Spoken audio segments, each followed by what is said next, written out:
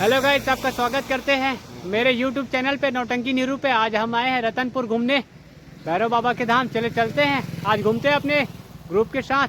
चलिए, आपका स्वागत है।